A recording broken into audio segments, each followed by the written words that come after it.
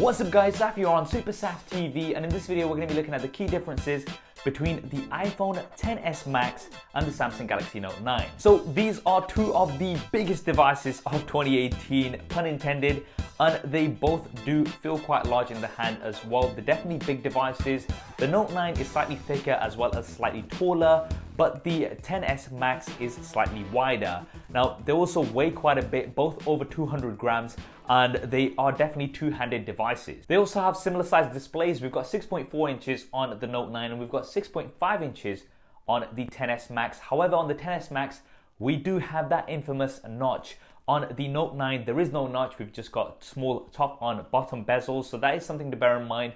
But the quality of displays, we've got amazing displays on both devices, some of the best out there in the market. They both have OLED technology, which means you're going to have deep blacks, very high contrast ratios, vibrant colors, and very good viewing angles. Now, the XS Max, as with the 10, does have 3D touch, so that's the pressure-sensitive display. You can push down harder on certain items and things, and it's going to give you more options. With the Note 9, you do not have 3D touch, although the home button is pressure sensitive and you can push that hard. It's going to take you back to the home screen. However, the XS does get the advantage for 3D touch. Now, when it comes to resolution, we've got very high resolution displays on both. However, the Note 9 does have a higher pixel density, so these are more pixels per inch, and that does give it a slight edge when it comes to sharpness. So the Note 9 is going to give you overall sharper details. It's not going to be a massive difference because we have gone over 400 ppi pixel density, but there is going to be a slight advantage here on the Note 9. Now let's talk about the build and design of both devices. Both very premium. With the Note 9, you've got a metal frame with curved Gorilla Glass 5 panels on the front and back, so they do curve in from the front as well. Quite a unique look, and that's also the reason why it's not as wide as the XS Max. The XS Max has a stainless steel frame, also with glass panels on the front and back. So both devices look and feel very premium, and they are both also IP68 water and dust resistant, which is great. Previously we had IP67 on the iPhone 10, so it's great that this year we have IP68 as well on the iPhone XS Max. Now moving on to the internals, both of these are packing the latest and greatest. On the Note 9, we've got either the Qualcomm Snapdragon 845 processor or the Samsung Exynos 9810. Very smooth and fast, one of the fastest devices out there. The iPhone XS Max comes with the Apple A12 Bionic Chip. Now, Apple is saying compared to last year, you're going to have up to 50% better graphics performance, which should be really good. Of course, we can do some side-by-side tests once we've got the retail version of the XS Max in hand. But regardless, both of these are some of the fastest devices out there. In terms of the operating systems, for the XS Max, it is going to come out of the box with iOS 12. With the Note 9, we've got Android Oreo version 8.1 with the Samsung Experience skin on top. Now, which one of these is better is going to come down to your personal preference. Both very strong operating systems, of course. Now, what about the storage? Well, the Note 9 definitely gets the advantage in this category, and that's because it comes with a base of 128 gigabytes, and there's also a 512 gigabyte version. You can also expand this as well with a microSD card, so you can get up to a terabyte of storage in total on the Note 9, which is absolutely insane. With the XS Max, you start at 64 gigabytes. There is also a 256 gigabyte version, as well as a 512 gigabyte version, although the 512 gigabyte version is priced very high. We'll talk about that a little bit later. And of course, the XS Max, as with all other Apple devices, does not have expandable memory, unfortunately. Moving on to the cameras, both of these have dual camera setups. We have a primary camera as well as a telephoto camera. On the Note 9, we have a dual aperture on the primary lens. So we've got f1.5 and f2.4. It's going to switch between these depending on the light in your scene, and it does do really well when it comes to low light images. The secondary camera on the Note 9 has an f2.4 aperture, and it's going to give you 2 times optical zoom. The XS Max, also with the telephoto camera, is going to give you 2 times optical zoom, and that also has an f2.4 aperture, but the primary camera has an f1.8 aperture. It doesn't have dual aperture like we've got on the Note 9. Now, both devices have a portrait mode, so this is where it's going to blur the background and give you a very professional looking shot.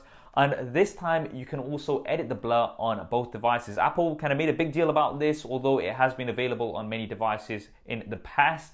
Of course, we can do a SuperSaf style camera comparison between these two as soon as we've got the retail device of the XS Max in hand. If you want to see that first, then make sure you have subscribed and switch on notifications. And when it comes to video, both devices do film 4K out to 60 frames a second.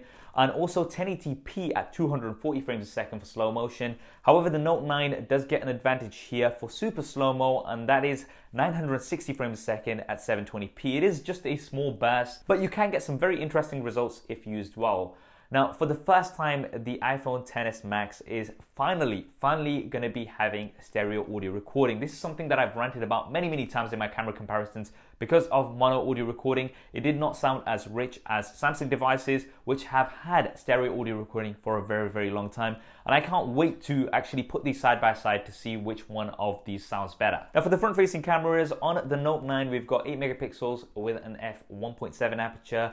On the iPhone XS Max, we've got 7 megapixels with an f2.2 aperture. Now, both devices also support a portrait mode from the front-facing camera as well, where it's going to blur the background. However, on the XS Max, you can edit the blur after the fact like you can do on the rear-facing cameras. This is something you can't do on the Note 9, so the XS Max does get the advantage here. Now, moving on to security, the XS Max does have Face ID. It's improved compared to last year, and it's the most secure facial recognition that's out there, Apple are claiming.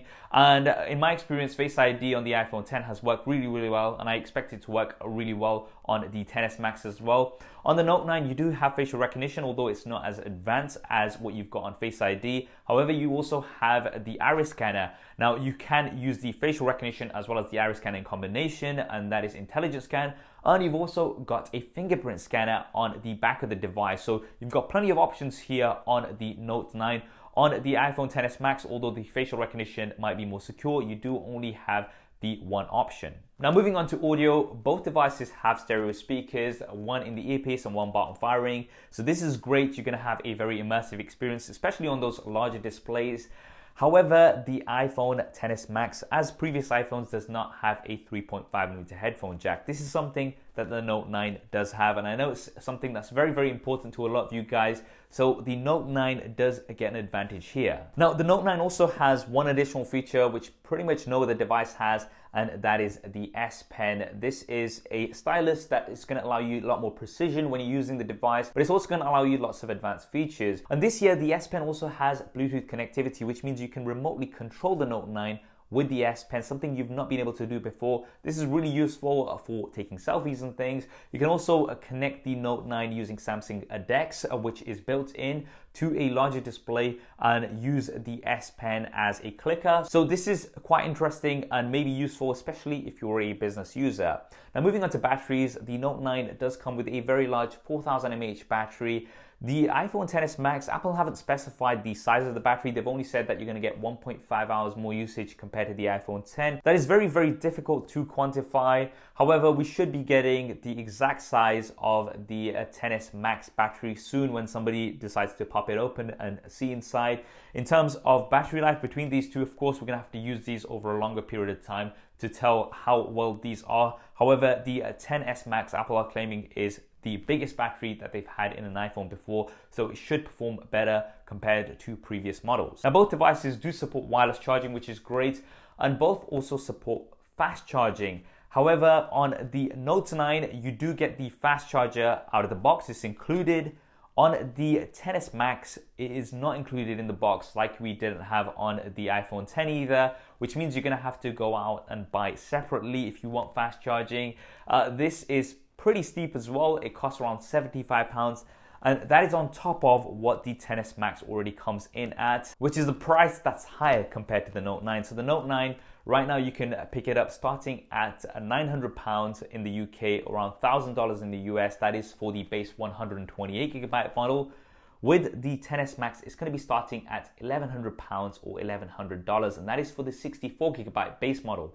Now, if you're going up to 512GB, you're looking at £1,450 or dollars. That's a lot of money. Comparing that to the 512GB version of the Note 9, you'll be paying $200 more for the iPhone XS Max, or around £350 more in the UK. So the Note 9 is coming in much cheaper compared to the XS Max, and of course that's going to be a big factor that's going to come into play, because they have never been so far apart when it comes to price. And there we have it, guys. Those are the key differences between the Samsung Galaxy Note 9 and the iPhone XS Max, all summed up for you SuperSaf style.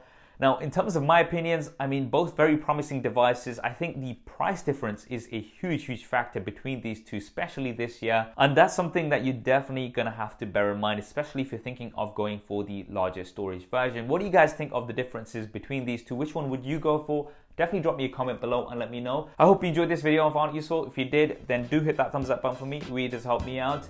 And as mentioned earlier, as soon as we've got the XS Max retail version in hand, we'll be doing lots of SuperSaf style coverage here on the channel. So make sure you have subscribed and switch on notifications so you don't miss any of that coverage. Thanks for watching. This is Saf on SuperSaf TV, and I'll see you next time.